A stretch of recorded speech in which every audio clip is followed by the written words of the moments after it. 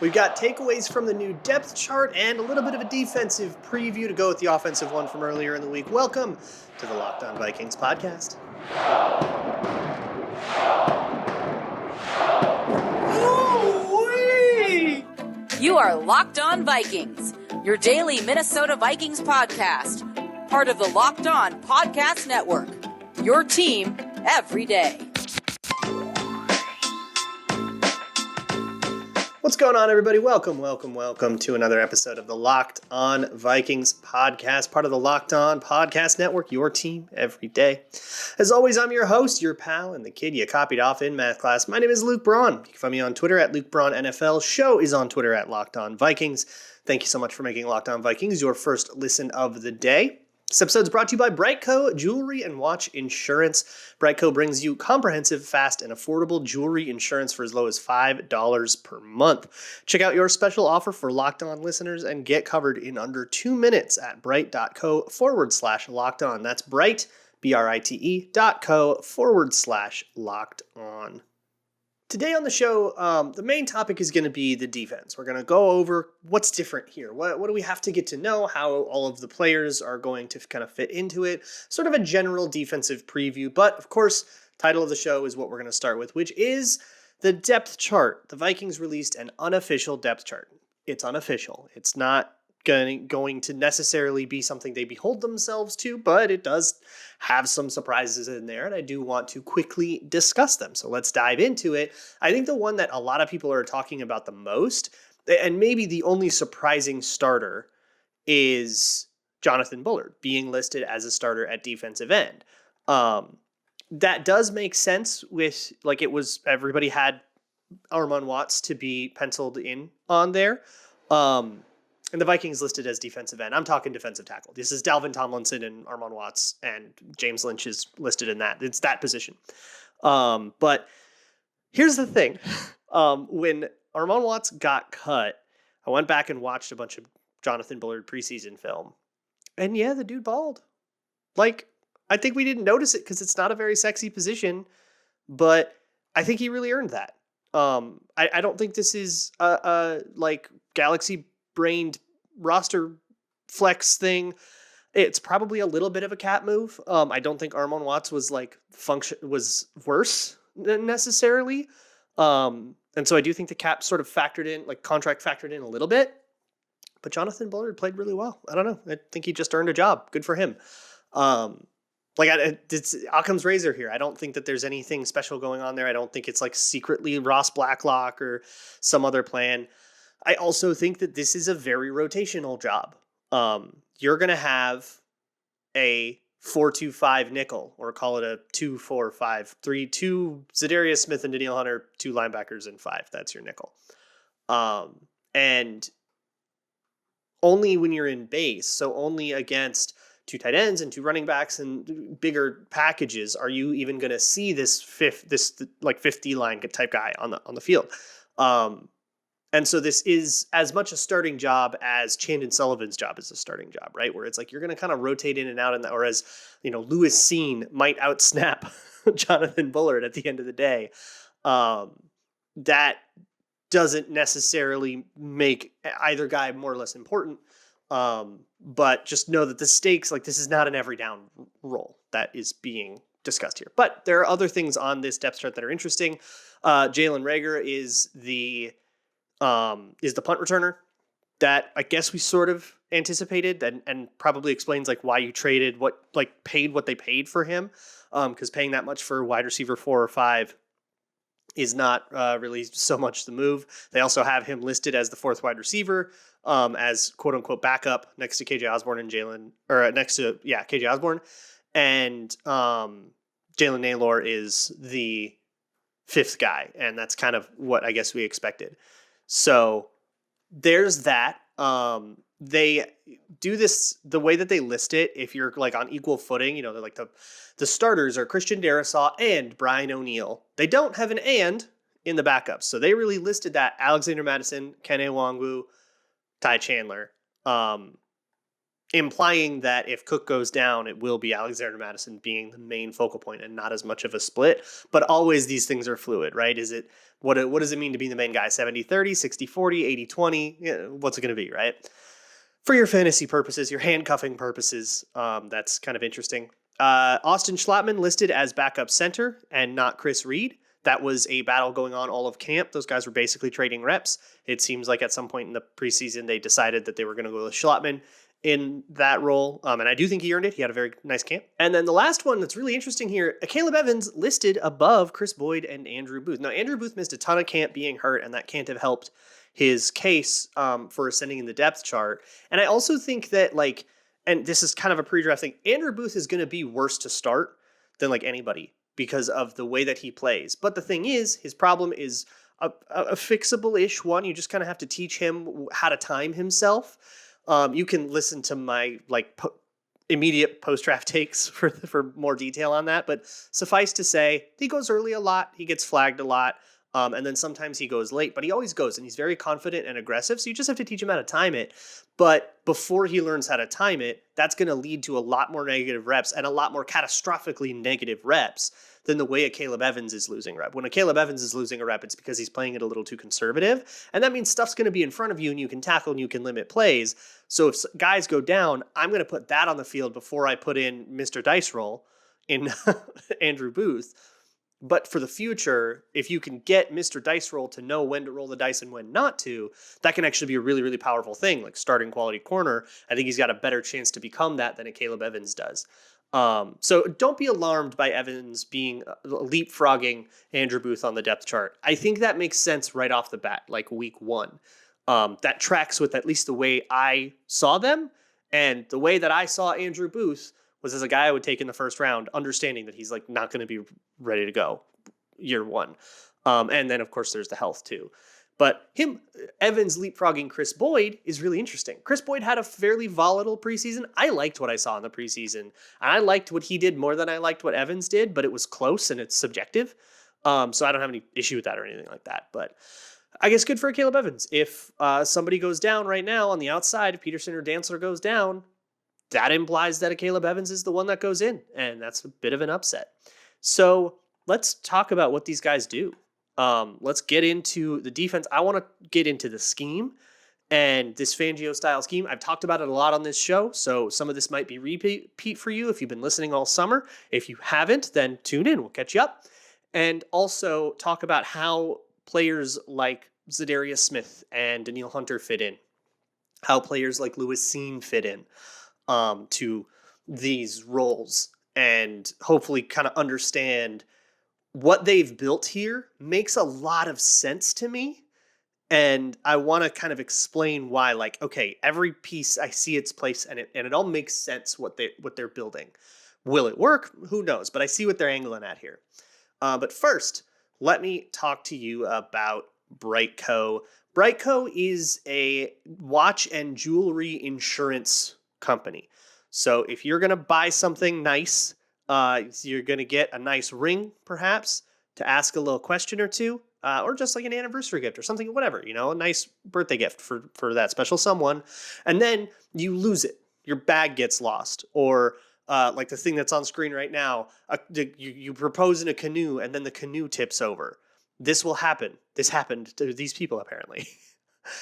Don't let this happen to you.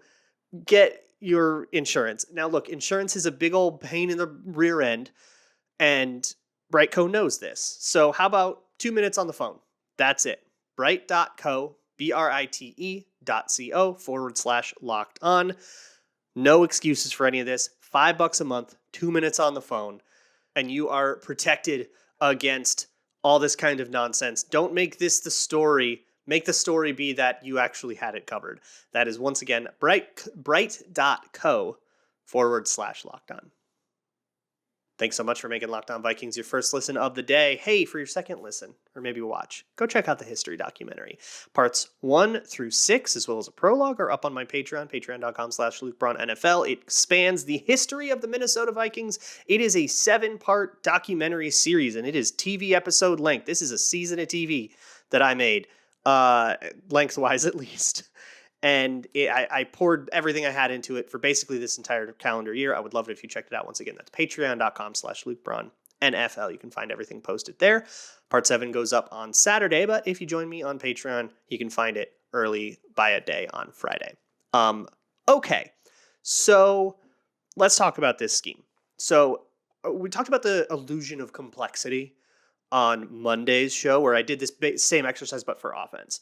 And the idea was, okay, we've got like 6 or 7 sort of staple concepts, and we can run all of them from all the formations. Every formation has its version of each of the 6 or 7 concepts, which means whatever formation you get into, the defense can't glean any information from. Really similar stuff on the defensive side. So if you understood that, then you're going to have an easier time now. But basically, the defense looks the same every time. Pre-snap, the defense will always, or at least the coverage, fronts will change. But the coverage, and specifically the safeties, are going to be too high every time. You might remember a very similar thing from the 2018 Rams, the Super Bowl Rams, that they were in 11 personnel every single play. They almost never departed from it. And what that meant was that it was really hard for defensive coordinators to get their play calls in because they had a package set up for year 12 and a package set up for 21. Like, that's how they install their defense at the beginning of the season. But you get up against the Rams and you don't know which plays to call because you don't know, like, hey, they come out with 2 tight ends. They tend to run this package of plays. So here's our defense for that. But you can't organize anything. So you have to just kind of be constantly picking from your whole playbook because they are constantly picking from their whole playbook. And it made things really hard. Really similar idea on this Fangio style defense. Everything is always hot, 2 high safeties, 2 deep safeties. So if you're a quarterback and you're trying to look at that and you're trying to say, okay, what am I doing? Should I check into a run or not? Or how's the box going to look? Well, you don't get to know till you start your cadence. And by then it's too late to change the play. The disadvantage of that is that, well, you got 2 players pretty far away from the ball, less guys in the box, and it's easier to run on you. And for one, you're just kind of okay with that. If it makes you better in the pass, it's probably a trade-off you take. But for 2, they have ways of mitigating that. And that's the holy grail for all defensive coordinators is how do you play too high in coverage and get a gap back in the run game and like replace that player that you had to take out of the box to put back in coverage, right? If you can get an answer to that consistently, you just solved football. For the Fangio style scheme that we're going to see here in Minnesota with Donatel, it's a lot of weak rotated safeties. Specifically the weak side, and the reason for that is because of the way that run plays tend to work nowadays. There's a lot more run plays headed to the weak side or kind of hoping there's not one extra guy on the weak side, just the way the numbers work out. It's a meta game thing. But that weak side safety will rotate down. And so that means if you are going to call a coverage that is a single high coverage or a middle of field closed coverage, so that means you're going to have a safety in the middle of the field and the other safety can do whatever he wants. That guy just kind of starts the play hanging back a little bit. And then whatever he actually does do, he runs to it right before the snap when he starts hearing the cadence. That's kind of the deal. And so if you think about like any coverage that the Fangio system can have, and there's probably 3 of them that you need to know really intimately. There's cover 6, and its sister coverage, cover 8, which is the same thing but flipped. Also known as quarter, quarter, half, half, quarter, quarter. That means cover 4 on one half of the field with 2 deep zones. And usually they'll actually do some like match concepts. So a little bit of if he goes into this part of the field, then I cover him with man coverage techniques. So not like landmark zone, like old school, drop back, watch the QB's eyes. Not that kind of coverage zone. But cover 4 as we've come to know it, and really a lot of similar stuff to what Zimmer did on that half of the field. And then on the other half of the field, cover 2. That's kind of how it goes. And then which is on what side, it depends on the play call and all that. There's your cover 6. And then there's, of course, cover 3. Very often it's weak rotated cover 3. So again, you start in 2 high safeties, and then one of those safeties comes down into the box or down into an underneath zone or whatever you're going to have him do. And the other one plays the middle. And then he's one of the 3 deep defenders in cover 3. And then the 2 corners are the other 2. And then you're running cover 3 from there. And then the big old side of beef, the real delicious stuff, the filet, the good Wagyu is cover 1.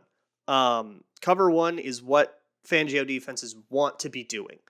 And if you can have corners that hold up on the outside, if you can handle their receivers and you can just man up across the board and cover that way, that frees up players to blitz, to poach, to lurk underneath and try to get interceptions, to do all sorts of wacky stuff. There's your 3 coverages. But the thing is, whether you're in cover 1 or cover 3 or cover 6, those 2 high safeties are always going to start up top. And then they will run to whatever their job is. That makes it really hard for quarterbacks to figure out what they're doing. And it also requires a lot. You need a lot of burstiness. And you may have noticed, you may have seen something about how this draft and offseason, the Vikings have prioritized players with explosive 10-yard splits in their 40, which means they get up from 0 to 10 yards very quickly. That first 10 yards of the 40, that's a lot of burst and acceleration and explosion. And also, like if you do any explosion composite scores, you probably would have done a really good job of predicting who the Vikings would be interested in. So that's when you start to include like the jumps in the combine. Like this is the kind of athlete they want, bursty. They want guys that are 0 to 60 real fast and can get from point A to point B, or at least get going toward point A to point B really, really fast, even if they don't have the best top end speed, but very often they do anyways. A lot of fast guys, a lot of bursty guys, a lot of downhill players. Seen, Booth, Asamoah, all these rookies, the thing they kind of all had in common, and even Akayleb Evans to a point, the thing they all had in common was they were really good at backing up and playing off and playing a really conservative position because they could accelerate and get downhill really fast. And in the case of Booth and Seen especially, they would make that decision quickly. So they'd give you 8 yards of cushion, and then if you were going to try to exploit that by throwing it really quick, they could come downhill and be in your face immediately. That looked like it was a really important thing, and it's because they're going to have to do that, especially if Lewis Seen starts or if he plays any bit of safety, and it seems like he is going to rotate in a good bit. He's going to have to start out far away from his job, and he's going to have to go in to where his job is. I want to talk a little bit about the fronts too, and kind of generally how it's going to work. But first, let me talk to you about daily fantasy. Daily fantasy sucks, and it's not very fun. The way to win is by going with like incredibly weird corner cases and doing stuff like Adam Shaheen will be the best tight end in the league this week and hoping that actually bears out.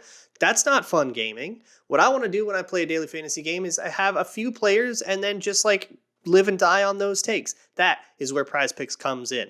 2 to 5 players, more or less than this or that, touchdowns, yards, that kind of thing. And you can just play that out on an individual basis. Do it piecemeal, a la carte, if you will. And they have NFL, basketball, baseball that you can play on. You can download the Prize Picks app or go to prizepicks.com to sign up and play daily fantasy sports. First-time users can receive a 100% instant deposit match up to $100 with promo code LOCKED ON. That means if you deposit $100, Prize Picks gives you an extra $100. If you deposit $50, Prize Picks gives you $50. So don't forget to enter promo code LOCKED ON at sign up for an instant deposit match up to $100. Okay, so we talked a lot about the secondary, and a lot of which coverages you're going to see from the Vikings is going to depend on if Cameron Dantzler and Patrick Peterson can hold up, and what those safeties can do in terms of Harrison Smith and Cam Bynum. Can they get downhill, and can they disguise what they're doing is a huge question, and that's why when I first started learning about this, I was like, oh, they're really hyped on Harrison Smith, I bet, because all he does is disguise what he's doing, and that's just a dream. It's like a perfect match. Can Cam Bynum do the same thing and be bursty and be decisive? He has been in camp. We'll see if that holds up, when the bullets really start flying. But what about the up front? What about the pass rush and the run defense and all that stuff? Again, it depends on the personnel and all that. But the real crux of this, especially in base, when you do have like 5 defensive linemen up front, and yes, I am counting Hunter and Zadarius Smith as defensive linemen in that count, is that you don't know which guy's coming. And there are a lot of coverages that they called in the preseason, and I do think they're going to do this a lot based on how much they called it in the preseason, where it's kind of one of those outside linebackers, one of those edge guys drops back into coverage. And then the other one goes, and then hopefully you've overloaded a side. And so what you'll get is, let's say, Danielle Hunter is rushing and Zadarius Smith backs off. Well, Zadarius Smith, pretty scary dude. Hopefully they've left at least one guy over there to block him, right? Or 2 guys over there to block him if they're really worried about him. And then you have a 3-on-3 on the other side. The center goes and blocks a tackle. the guard goes and blocks a tackle, and then you have a tackle one-on-one with Danielle Hunter. Well, that was probably the whole goal. And that's just vanilla, right? That's just vanilla base. You didn't do any blitzing or anything. That's a 4-man rush, and it's super vanilla. But that's sort of where they live. Other like pressure calls are, it's a lot of like memorization. And I'll be honest, like the themes of it vary so much thing to thing that it's not really conducive to a place like this. But here's what I'll tell you about it. A lot of this will rely on Danielle Hunter and Zadarius Smith moving around the formation, because what you get with these fronts, and they didn't do any of this in the preseason, but this is probably what they're going to do. And we've even heard Hunter and Zadarius Smith talk about this. And Zadarius Smith did this in Green Bay with Mike Pettin and Mike Smith, who are now here. They're going to move around the front. They're going to move around the formation. And that's going to further complicate things, right? Because if Zadarius Smith is just on the edge and the quarterback can just look and say, okay, one of these two edges is dropping off, I have 2 quick outs called or 2 little stick routes called, and whichever one doesn't have an edge rusher drop off, I'll just throw at that. Or whichever one does have an edge rusher drop into coverage, I now have a wide receiver running a route against Zadarius Smith or Danielle Hunter. I'm going to throw at that, and that's really easy. And a lot of that happened in the preseason. My hope is the way that they kind of complicate that is with this stuff moving around, because suddenly what if it's Zadarius Smith and Danielle Hunter both mugging the A-gap? Will one of these guys drop out? I mean, those are the guys to drop out, but what if you have like a base end, like a Jonathan Bullard, and he's the one that drops out, and you weren't looking at him at all? Now, what these guys actually have to do, because Jonathan Bullard is not a coverage player, right? But they're not covering in the traditional sense. They're doing a landmark zone. They're just practicing it. Okay, you line up, you look like you're going to rush, and then just go hit the hash mark 5 yards back. They can do that, right? Anybody can do that. And just be in the spot, and the hope is that you're not tested, right? But be in the spot, watch the quarterback's eyes, and hey, if they don't see you, they might throw at you, and we're going to drill you to do that backpedal interception drill, and they have had those guys do that. And see if you can't get a play that way. And that's the best outcome, right? Is that they didn't see the lineman and you totally tricked them and they just threw it right at a defender. You don't get that very often. But that's what you're hoping in the skill set of those guys. And then what that also means is, if you want Zadarius Smith to go up against anybody, he played that rover position in Green Bay, which is he basically studied tape, picked your worst offensive lineman, and then told him, all right, I think it's the right guard, and I'm going to attack the right guard all day. And the Packers would just adjust their fronts to say, okay, well, all of our fronts, Zadarius Smith is in that B gap and is going up against the right guard all day. And whatever like 6th round, whoever you thought you were getting away with now has to go up against an all-pro all day long. And he's going to get his ass kicked and it's going to be the worst day of his life. And that's the point. To do that, you have to have guys that can also move around the formation. And so Harrison Phillips is a great example, or Dalvin Tomlinson, who will probably be the ones on the field, most often. Harrison Phillips is the nose. He's listed as the nose, but a lot of their friends don't have a zero technique, like a nose tackle. A lot of them have like two eyes, 2 technique tackles. So between the center and the guard, or you'll have even 2-3 techniques. If it's like a wide front, you do this on 3rd down and long a lot where you're not worried about the run at all. Well, then just like forget the meat of the offensive line, have everybody widen out. You have 2-3 techs, 2-9 techs. And who is lining up where can be a variable thing that moves around. And so it's going to be very fluid and different, and everything is going to be sort of a play-by-play decision. Which front am I coming in? Who is going to be where? And why are we doing it? Is going to be a really interesting thing to watch. But the key you have to know is that because Harrison Phillips and Dalvin Tomlinson and Danielle Hunter and Zadarius Smith can all move around the line and line up at many different spots across the defensive line, that enables them to do a lot of weird stuff. And then the last thing is how this interacts with the coverage. Because again, you're going to have, especially in base, you're going to have somebody dropping into coverage who's not very good at coverage. So you're going to have somebody doing a low zone, a low spot drop zone. And having a low spot drop zone be part of it is then going to dictate what happens behind it, right? Because what happens behind it, that guy can't carry anything vertical. So you have to have that, that has to be handled, whether it's the cover 2 side or the cover 4 side. You're never going to ask Danielle Hunter to carry anything vertical. And so that needs to be accounted for. And that's going to interact a lot with the coverages. I think the coolest thing here is the possibility of 3 safety. Not the inevitability of 3 safety. They're going to run it.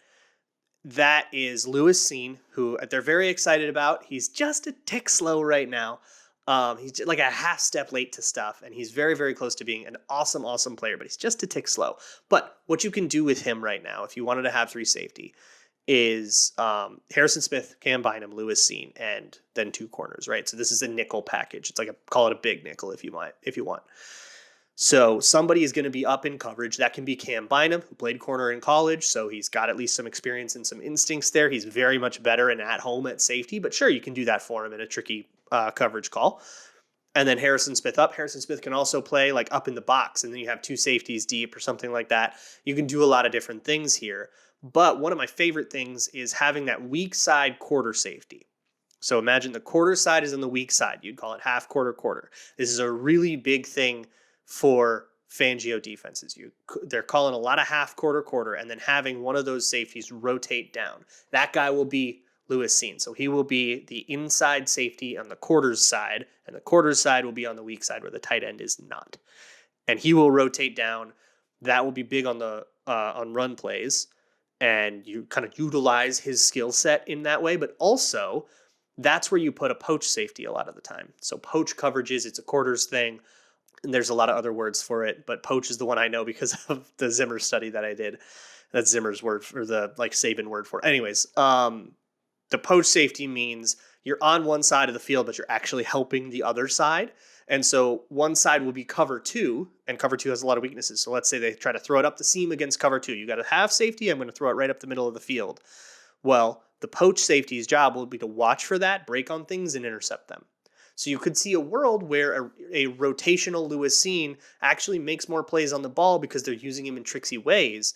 That's a little bit scheme enabled, but his skill set might just be good enough to do that even when he's not quite as on time as we want to everything. That's what's exciting about the defense. Now, this is all going to hinge on if those guys can hold up on the outside. None of this stuff matters at all if you just get killed by a go ball over Cameron Dantzler's shoulder every 6 plays, right? And that's what I'm worried about against the Packers in particular, because Aaron Rodgers will find any tiny little bit of separation in their wide receivers while they're missing Devontae Adams a lot. It's not like they're the Bears. So they've got dudes that can play. And we'll talk tomorrow about that with Peter Bukowski, Crossover Thursday. So this is how this show is going to work from here on out. Every Thursday is going to be Crossover Thursday. Every Friday is going to be Bold Predictions. Monday, Tuesday, Wednesday, we'll probably be recapping the game. Twitter Tuesday will still be a thing, though, so it'll be whatever you guys ask is what we talk about on Twitter Tuesdays. So we'll talk to Peter tomorrow. I will see you then. Check out the history doc. Check out the Ultimate Pro Football Preview. You can find it on Odyssey, wherever you find your favorite podcasts. That's very fun. I will see you all tomorrow. And as always, Skol.